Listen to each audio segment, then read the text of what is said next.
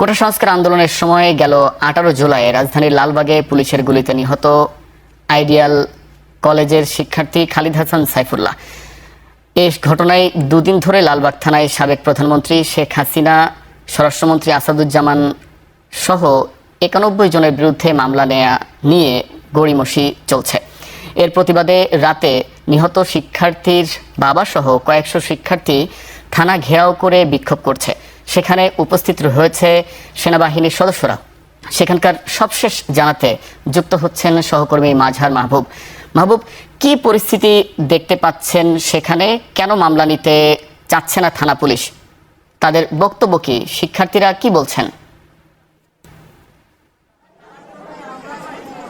Munnaf, ideal কলেজের শিক্ষার্থী খালিদ হাসান সাইফুল্লাহ যে পুলিশের গুলিতে সরাসরি একদম তার শরীরে গুলি লাগে এবং সেই ঘটনায় কিন্তু মামলা নেয়ার ব্যাপারে তার স্বজনরা কিন্তু থানায় ঘোরাঘুরি করছেন।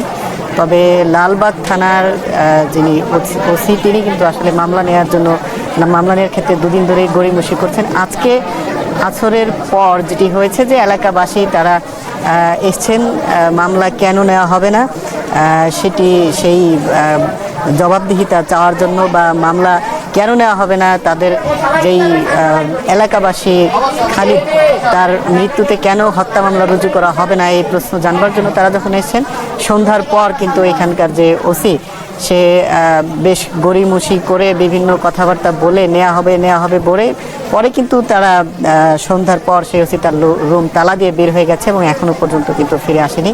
এবং এলাকাবাসী, শিক্ষার্থী এবং সাধারণ মানুষ তারা কিন্তু থানায় চলে এসেছেন। এবং কেন ক্ষমতাচ্যুত সাবেক প্রধানমন্ত্রী স্বৈরাচার শেখ হাসিনা যারা প্রকাশ্যে সাধারণ শিক্ষার্থী এবং মানুষকে হত্যা করতে পেরেছে তাদের ব্যাপারে সেই ক্ষমতাচ্যুত হওয়ার পরেও কেন মামলা নেওয়া হবে না সেই প্রশ্ন কিন্তু এলাকাবাসী জানতে চাচ্ছেন এবং তারা এসছেন। এবং আমরা তাদের সঙ্গে বেশ কয়েকজনের সঙ্গে কথা বলেছি এবং জানবার চেষ্টা করেছি যে পুলিশের পক্ষ থেকে আসলে কি বলা হয়েছে।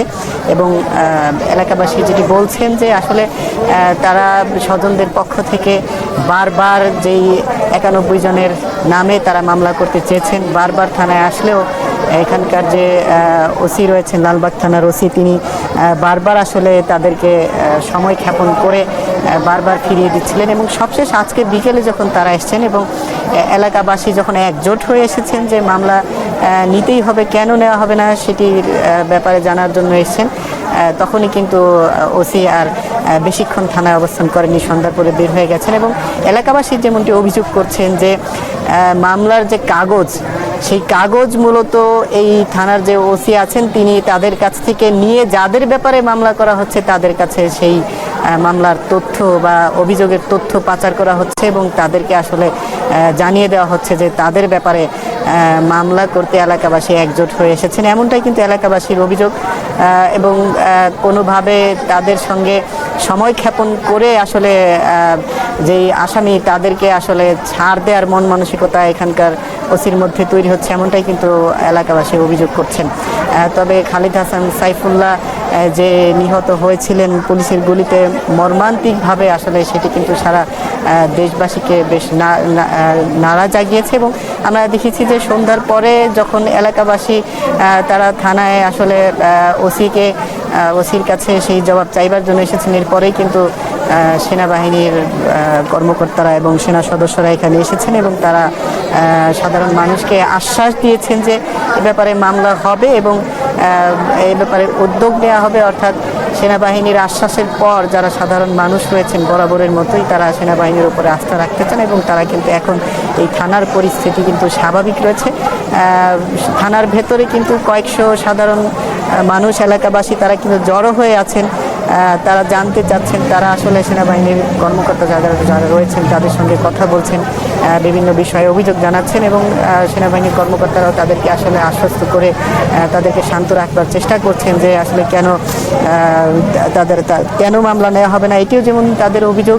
অপরদিকে সেনাবাহিনীর পক্ষ থেকে বলা হচ্ছে যে হ্যাঁ, মামলা অবশ্যই নেওয়া হবে এবং তারা সেই আশ্বাসটাও দিচ্ছেন এবং তারা দুই পক্ষের মধ্যে কিন্তু কথা হচ্ছে। তবে এই থানার যারা পুলিশ রয়েছেন ঊর্ধ্বতন কর্মকর্তা, বিশেষ করে ওসিকে কিন্তু আমরা এসে ওসির দেখা পাইনি এবং এলাকাবাসী যেমনটা বলছেন যে তারা আসরের পর যখন থানায় এসেছেন, এরপরেও কিন্তু ওসি এখানে থানার মধ্যে ছিল।